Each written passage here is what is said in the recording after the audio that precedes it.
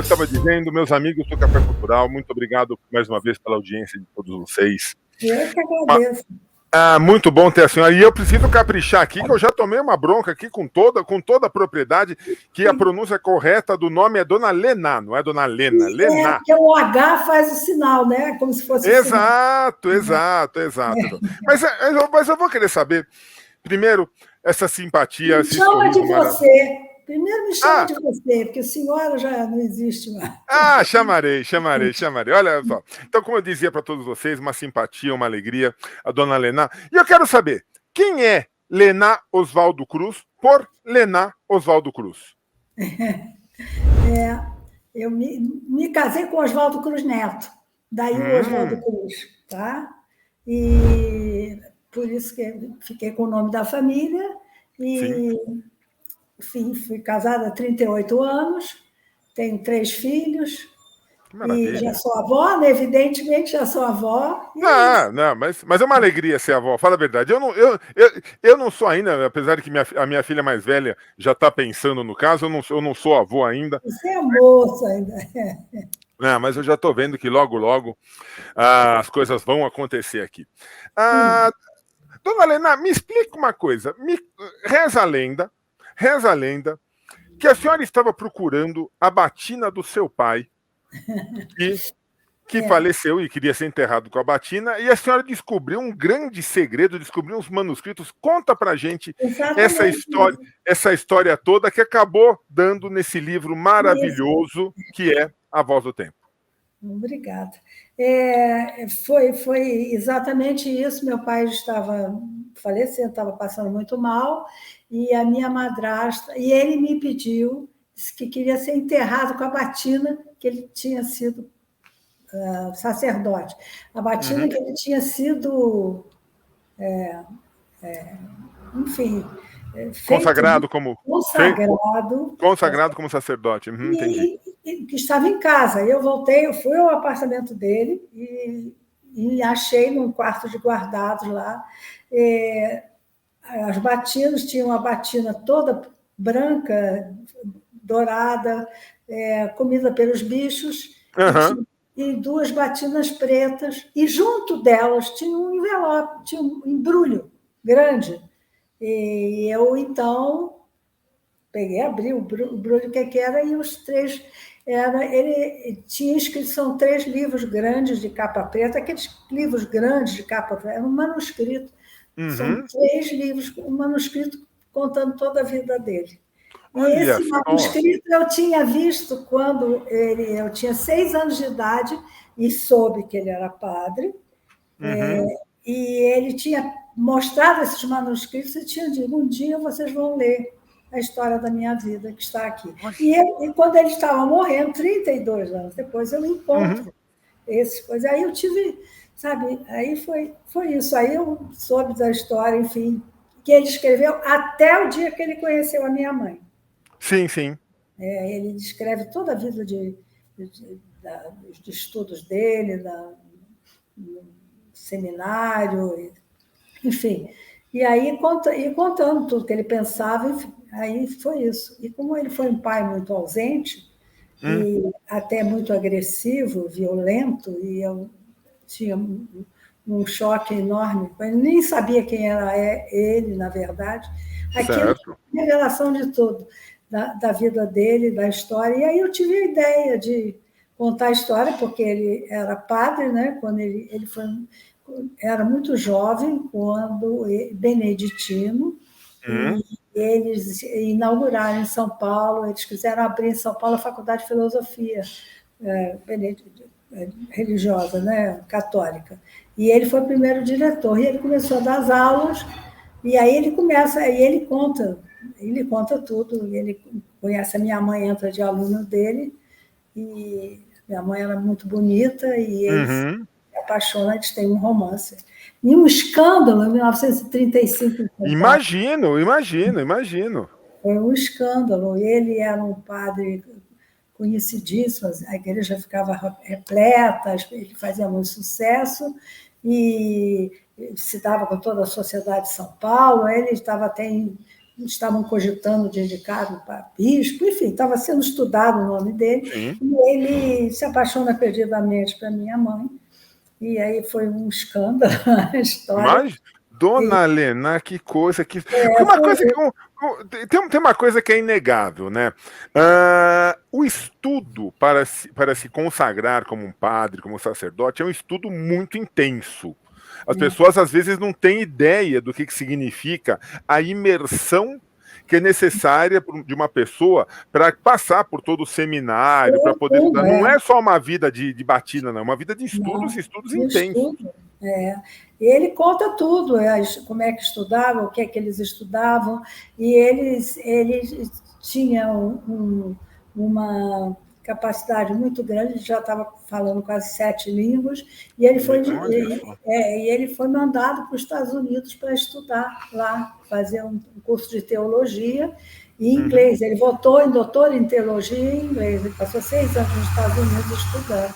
E quando ele volta, que eles põem ele para ser diretor da faculdade, aí ele conhece a minha mãe, é aluna dele. Mas a minha mãe era do Rio de Janeiro, tem toda a história da vida dela também. E ela tinha estudado na França, e ela era cultíssima, e ela era a única aluna que conhecia o assunto de filosofia, sociologia, tudo altamente. Muito provavelmente foi isso que o Exato. encantou também, além da beleza física, também essa cultura dela, muito provavelmente. Exatamente. Foi a única aluna que tinha um nível de altura cultural alto e esclarecido para discutir com ele. Aí eles começaram a debater e faziam debates, e aí era uma luta. Eles ficavam depois da aula e os outros alunos ficavam todos também para ver a discussão deles. E aí foi aí da parte intelectual para uma parte espiritual, que ele virou confessor dela. Ele era o confessor da minha mãe, do meu tio, do irmão dela, e da minha avó, da mãe dela. Ele era o confessor da família. Minha cara, que coisa! Aí então, foi um escândalo, realmente explodiu tudo. E um dia ele teve que foi entrevistado e ela ficou doente, ela estava doente, e ele ficou telefonando para ela para saber como é que ela estava, e o telefone dela estava quebrado. Aí ele ficou desesperado, saiu do estudo que ele estava fazendo, da aula que ele estava dando, e ele foi correndo para a casa dela, e lá ele espera que ele viu que ele estava apaixonado por ela, pede ela em casamento. Quer dizer, imagina a minha avó, que era uma senhora católica, nossa, com ele de padre, vestido de padre, pedindo a mão da filha dela em casamento. Eu fico imaginando, a sua avó devia olhar para um lado e para o outro e falar: o que eu faço agora, né? Exato, mas ela se segurava em Deus, que ela era filha, ela religiosíssima, né? Daquela época. E então foi muito interessante, porque aí, enfim, casaram, aí minha mãe engravidou. E aí ele pediu para sair da igreja. Aí foi uma discussão enorme, ninguém queria que ele saísse, enfim. Mas aí saiu ele, aí eu me convidei.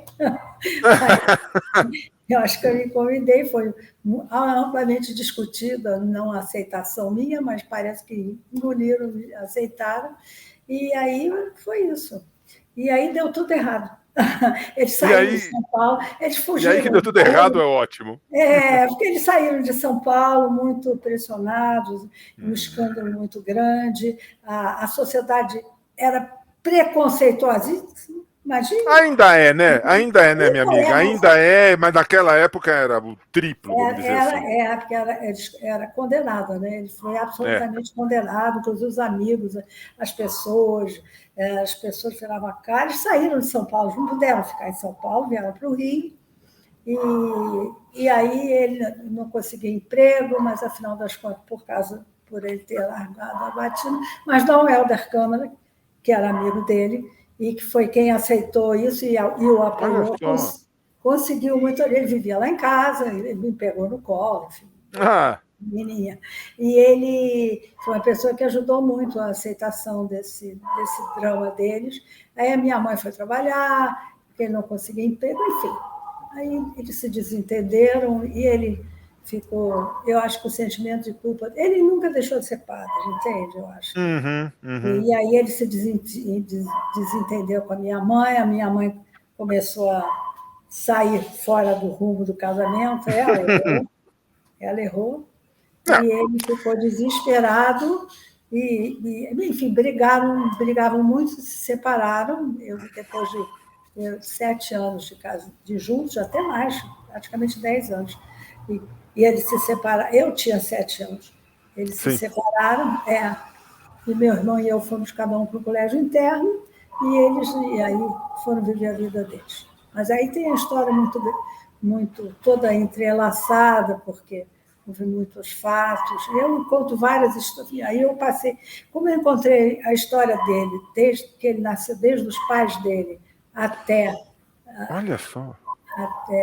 Ele já dá conta dos avós, eu também vim com a história dela, e contei a história dele, e contei a história dela. Aí a Lilian Schwartz, que é minha amiga, me disse, eu disse ela que eu tinha escrito a história, novelão do meu pai, da minha mãe. Sim, um baita novelão, sem dúvida alguma. E ela disse, manda para mim isso aí. Eu levei, mandei lá. E eles, lá da companhia, me disseram que era muito interessante a história, mas que faltava um link de ligação entre as histórias. Aí eu tá. Faltava ligar, tinha a história dele e dela, mas faltava ligar a união das histórias. Aí eu fui obrigada a escrever a minha história, ligando e contando os fatos, o que é que ocorreu. Porque os dois rejeitaram a gente. Meu irmão e eu fomos rejeitados. Eu acho que é uma coisa, né, dona Helena? Eu acho que é uma coisa que, assim, quem somos nós para fazer qualquer tipo de julgamento? A senhora... imagina. A senhora que viveu tudo isso, mas eu acho o seguinte, pelo que está relatando, uma pressão muito grande, uma pressão social imensa, sem dúvida alguma. Eu fico imaginando uma pressão psicológica muito grande dele, porque ele tinha uma vocação, ele tinha um destino, e de repente as razões do coração, vamos dizer assim, fizeram com que ele saísse desse destino que ele tinha planejado todo para ele. Isso, perfeito. Ela também, a sua mãe também, que estudada, culta, de repente se viu numa situação. Fala aqui que eu falo, ela também, por razões do coração, também se viu tendo que abandonar qualquer tipo de plano, qualquer tipo de vida, para ela falar, não, eu vou viver junto. Ou seja, eu fico imaginando a pressão que recaiu sobre os dois. Eles ficaram, foi muito difícil para eles, sofreram muito, e foi uma história muito, muito trágica, porque aí eles se desentenderam e a gente abandonaram a gente, é uma confusão, e é um novelão a história. Mas aí eu fui obrigada a escrever a minha história, e foi isso. E o livro é a história, desde 1886, que nasceu a minha avó, que me criou, que na verdade quem me criou foi a mãe da minha mãe, a minha avó. Sim. E ela, que era cantora, ela ficou viúva muito cedo, meu avô era médico, faleceu, e ela foi para Paris estudar canto. Ela tinha muito, meu bisavô, o pai dela era muito rico, e aí ela foi estudar na França, moraram na França 4, 5 anos, e ela, com a minha mãe e o meu tio, irmão dela, né? E aí vieram para cá, tiveram que voltar, porque foi exatamente, chegaram um mês antes do crack de Nova York. Lá. Ok. Então, 1929. Né? E aí eles vieram para cá, e aí ela chegou pobre, porque ela teve um irmão que roubou tudo. 2 irmãos, elas, que roubaram o dinheiro da família e deixaram a família sem dinheiro. Já não bastava todo o novelão, ainda tem mais esse adendo. Tem histórias muito interessantes. Olha só, minha cara. É curioso, é um livro curioso. E era interessante porque várias histórias de várias famílias, e a reação eu descrevo, pontuo historicamente sempre. Isso é muito importante. Eu acho que isso torna o livro, além de uma história muito interessante, independente de ser não é nem baseado em fatos reais, são fatos reais. São fatos. Além de ser uma história muito interessante, o fato como você construiu o livro, pontuando marcos históricos, colocando, situando muito bem, eu acho que isso dá um tempero maravilhoso para a literatura. Eu achei que tinha. E eu não sou de falar demais, eu gosto de falar o mais possivelmente mais menos. O necessário. O necessário, não é falar demais. Então, eu acho que eu consegui fazer um livro interessante, porque foi. E aí foi muito comovente, porque aí ele morre pedindo perdão. Aí tem todo o drama. Eu acho que esse ponto que eu queria perguntar para você, não vou chamar de senhora, vou me policiar e chamar de você. Por favor. Esse ponto, a sua emoção ao escrever essa história, porque uma coisa foi encontrar os manuscritos, a senhora já sabia que existia. Sérgio, você é danado, hein? Pegou o ponto, né? Pegou o ponto.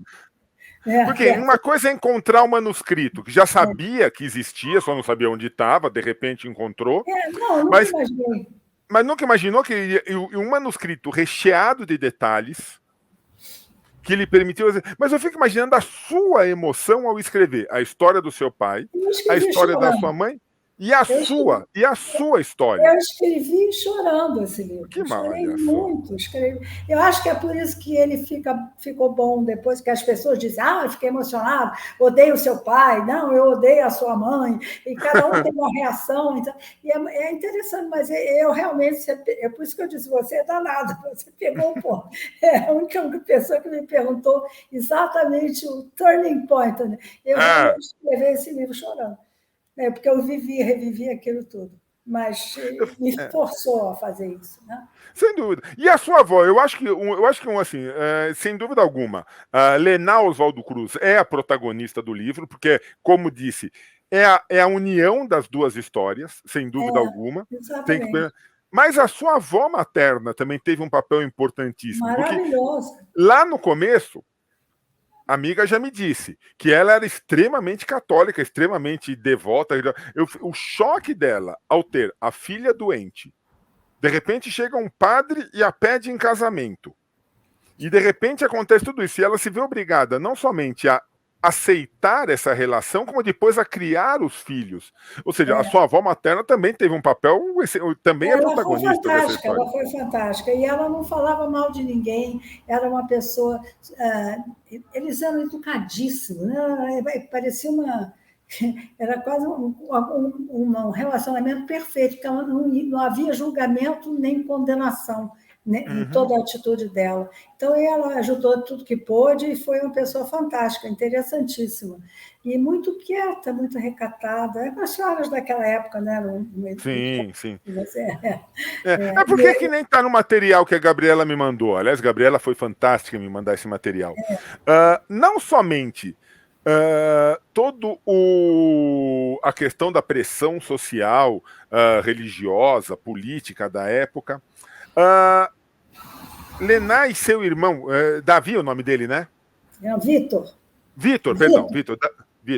O Vitor, que viveram tudo isso, não somente tem aquela questão, mas frutos do relacionamento de um padre. Padre não é para casar. E, na verdade, aqui entre nós dois, que ninguém mais nos escute, só os ouvintes da rádio.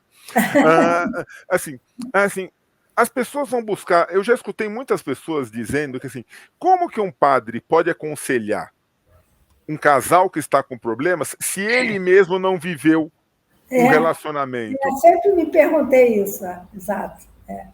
Então, exatamente, isso. Ele não tem a vivência, porque o pastor, enfim... Sim, ou sacerdote de outras religiões. As religiões casam, tem suas famílias e tem aquela vivência, aquela experiência de vivência. Mas foi complicado, porque chegou uma hora que era Deus e o demônio, né? Porque a mulher, para eles, era colocada como pecado. Sim. O pecado, o demônio. Então, ele ficou entre Deus e a tentação, e o demônio. E eu acho que ele não se perdoou de ter escolhido, eu acho. Entendo. Uma Muito vez ele provável. me disse, se eu não tivesse tido filhos, eu tinha voltado para o convento. E eu perguntei, mas por que você não voltou? Ele disse, porque eu tinha 2 filhos. E que ele também não tomava conhecimento, né? Ele não queria saber da gente. Ele atravessava a rua para não falar comigo. Nossa, ele não olha olhava só. para mim, tem 1000 histórias, ele não olhava para mim. Enfim, era muito complicado, ele ficou muito mal psicologicamente. Sim, Muito imagino. mal.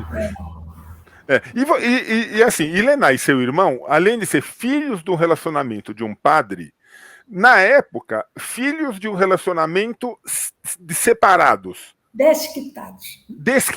Na época não tinha divórcio ainda, era desquitado. Nós não prestávamos. Por ser filhos de desquitados, a gente já não prestava.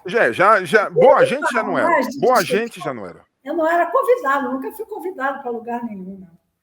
Não convidavam a gente, as crianças não eram convidadas, né? Como pode, né, Helena? Como pode uma coisa dessa?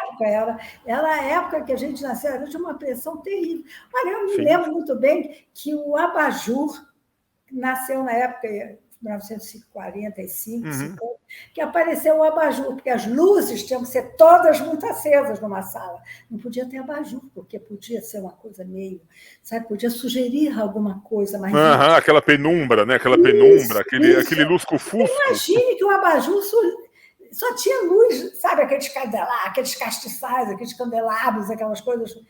Até isso, era uma opressão terrível, que hoje é mais velada, porque hoje rasgaram o pano de tudo se falar. Então, hoje se fala tudo, que eu acho normal, porque existe, mas naquela época era condenado, né? Era condenado. Não que naquela época não se fizesse nada, se fazia acho que tanto quanto se faz hoje, mas concordo, se falava menos. E caso descoberto, se condenava muito mais. Era, né? Condenado, exatamente. E era tudo feito exatamente com eles, mas veladamente. Exato. Enfim, e era muita pressão. Mas a gente sobreviveu, né? Isso que é o mais importante. Agora, uma outra pergunta. Como que aquela criança, a Lena, aquela criança que passou por tudo isso, que vivenciou tudo isso, essa igual pressão que viveu, como que é hoje sendo uma avó? Como que tá do outro lado? Hoje, você que é a avó, como que é ser avó hoje? Eu, como mãe, eu fiz exatamente tudo que eu prometi, que eu jurei para mim, criança, que eu ia fazer, ter uma família alegre, feliz, toda cheia a casa cheia de amigos, tudo isso eu fiz. Quer dizer, eu fiz exatamente. Que delícia. Eu fui fiel à criança, tudo que eu sonhava eu fiz. Meu marido foi maravilhoso, era uma pessoa inteligentíssima, fantástica, e tinha uma coisa maravilhosa, que era um humor fantástico. E era uma enciclopédia ambulante, um homem com uma memória prodigiosa, carinhosíssimo, boníssimo. Então, aceitava aquela coisa das crianças, aqueles amigos, achava tudo ótimo. Então, foi tudo muito bom, quer dizer, tudo que eu sonhei, de uma certa maneira, eu construí e tive. E eu, como avó, vejo hoje que o mundo está meio complicado, passando uma fase depois da pandemia. Então, como meu marido chamava as crianças. As crianças hoje têm um instrumento na mão que é absolutamente fascinante e enlouquecedor, que é o celular, que com o toque do seu dedo você tem o mundo na sua mão. É uma coisa absolutamente fantástica. Inimaginável há pouquíssimo tempo. Exato. E agora exato. E agora tem a inteligência artificial que já está mais à frente também, que vai revolucionar até isso hoje. Vai mesmo. Mas eu acho que é bem isso, viu, Helena? Eu acho que eu fico muito feliz em ouvir esse seu relato. Porque eu acho o seguinte, sendo extremamente sincero, aliás, não tem sem motivos para ser diferente, tinha tudo para dar errado, como você disse. Tinha tudo para Lena ser uma criança rancorosa, uma jovem triste. Tinha tudo. Mas você conseguiu, a partir do momento que colocou essa história para fora, a partir do momento que nos permitiu ter conhecimento dessa história, você se abriu. E ao se abrir, você falou, é possível ser feliz. É possível escutar a voz do tempo e ser feliz. Isso, é isso. Mas é que todo mundo tem que tentar descomplicar, aceitar, não se revoltar. Eu não pensava em mim, não ficava, coitado de mim, nunca pensei em mim, não. Aceitava a vida como aparecia, achava curioso, achava. E ainda eu tenho uma frase de Fernando Pessoa, que é a minha paixão, que é o. Ixi. E acho que só para ouvir passar o vento vale a pena ter nascido. Ei, que delícia, Esta que frase de delícia. Fernando Pessoa, que eu me segurei muito pela poesia. A poesia eu li muito, e a poesia me emocionava muito, e Cecília Meirelles, Fernando Pessoa, enfim, eu era apaixonada por poesia. Aquilo me acalmava, me dizia que as pessoas sentiam aquilo tudo que eu sentia também. Era muito interessante. Então, me segurei muito na poesia. Ah, que ótimo, que ótimo. E é muito bom saber que nesse grupo, nesse seletíssimo grupo de pessoas tão especiais como Fernando Pessoa, como Cecília Meirelles, nós temos hoje Lenar Oswaldo Cruz, que deixou seu legado, contou a sua história. E eu acho que isso que é importante, Lenar, as pessoas contarem a sua história. Porque é através da história das pessoas que as outras pessoas aprendem. Exato. Já imaginou se você tivesse encontrado o manuscrito lá do seu pai e tivesse simplesmente, tá aqui o manuscrito, vou guardar de novo dentro da batina? A gente não teria esse prazer hoje. Perfeito, é interessante. Eu achei que era um desafio para mim, contar aquela história, que afinal das contas ele tinha deixado escrito, ele era brilhante, a história dele é exatamente, eu só fiz editar, quer dizer, perfeita a história, tudo que ele escreveu, eu só tirei. Interessante que o escrito naquela época, a gente colocava para tudo que se falava, adjetivava, botavam 3 adjetivos. Se você falava uma mesa bonita, gorda, baixa, redonda, enfim, tudo tinha 3 adjetivos. Aí eu sempre cortei 2, deixei um adjetivo. Sim. Fica mais. Porque senão você fica exausto de contar adjetivo. Não é adjetivo. Quem tem que adjetivar é quem lê. Exato. E gostar. Eu já vi que é uma mesa baixa e imagina a mesa que ele quer, enfim. Deixa cada um pensar a sua mesa, né? Isso que é importante. A liberdade de pensar, né? De ser. É isso aí.